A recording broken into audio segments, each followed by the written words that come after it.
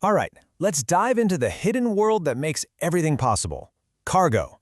It's this massive, invisible network that moves our entire world, and honestly, if you understand cargo, you kinda understand how modern life actually works. I want you to just take a look around you for a second. Think about your phone, the car you drive, maybe even the cereal you had for breakfast.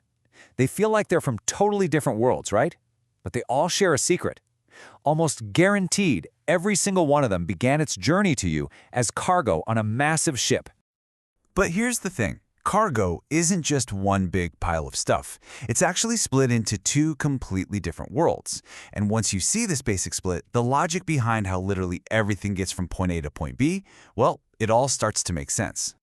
So on one side, you've got what we call general cargo. Think of this as all the individual things, stuff that's packaged up in boxes, put on pallets, or sealed in crates. And on the other side, that's bulk cargo. We're talking about raw materials like oil or wheat that are just poured loose into a ship in absolutely enormous quantities.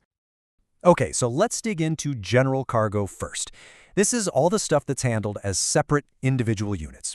Basically, if you can count it one by one, it's probably general cargo.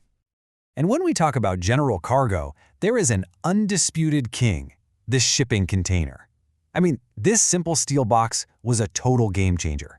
By stuffing everything from t-shirts to TVs into these standard-sized boxes, we created a system that now moves something like 90% of all the world's packaged goods. So, what made the container so revolutionary? Well, it really comes down to four things. 1. Efficiency. It just slashed loading times. 2. Security. A sealed steel box is basically a vault. 3. It's intermodal, which is a fancy way of saying that same box can hop from a ship to a train, to a truck without ever being opened. And finally, its standard size made global logistics way simpler overnight. Okay, so the container is amazing, but what happens when you've got something to ship that just won't fit? You know, like a giant piece of factory equipment or a massive steel beam for a new building. Well, that's where Breakbulk cargo comes in, and the name really tells you everything you need to know. The bulk of the shipment is broken down into individual pieces. So every single item, whether it's a huge engine or a bundle of pipes, gets lifted on and off the ship one by one. And what about stuff that can just move itself? That brings us to RoRo, which stands for roll-on/roll-off. This is for anything with wheels. We're talking cars, trucks, tractors, you name it. They use these specialized ships that are basically giant floating parking garages. The vehicles just drive on at one port and drive right off at their destination. Super simple. Now let's completely switch gears and jump into that other world, bulk cargo. See, if general cargo is all about shipping things by the piece, bulk cargo is about shipping things by the entire shipload. This is where we get into the massive raw materials that literally fuel our world. You know, the best way to think about it is that for bulk cargo, the entire ship itself becomes one giant container. You can forget about individual boxes. The ship's hold is the container, and it gets filled to the top with just one single commodity. And this world of bulk cargo is really split into two big families. You've got dry bulk on one side, think things like grain or coal. And on the other side, you've got liquid bulk, things like crude oil. Dry bulk is exactly what it sounds like. Huge amounts of loose, solid stuff. I mean, think about the iron ore needed for steel, the coal for power plants, or the grain that feeds billions of people. They just pour it or convey it right into the ship. And this category is huge. It makes up almost half of everything shipped by sea.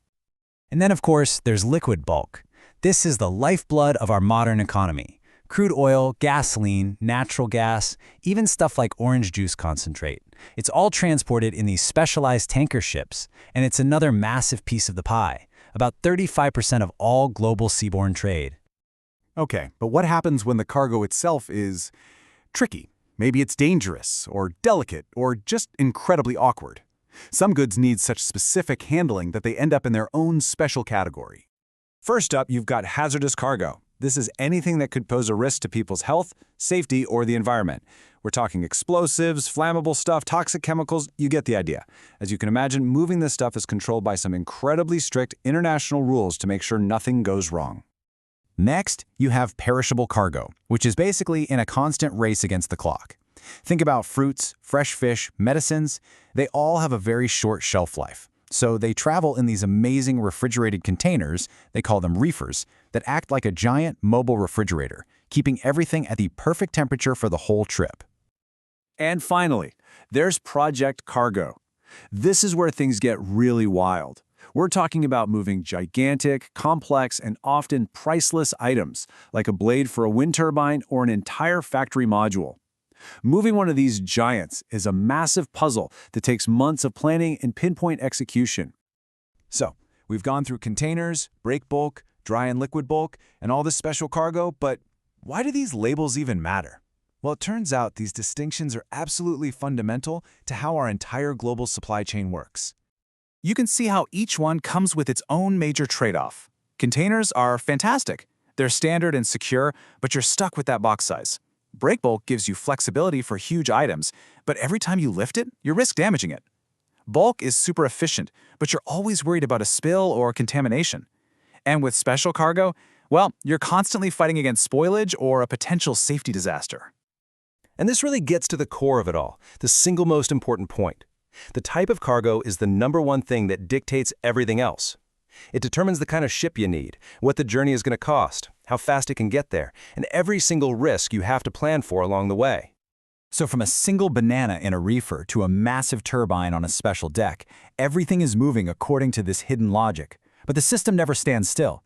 As the stuff we build and trade gets even more complex, it leaves you with a really interesting question. What new kinds of shipping, what new categories of cargo are we going to have to invent next just to keep our world moving?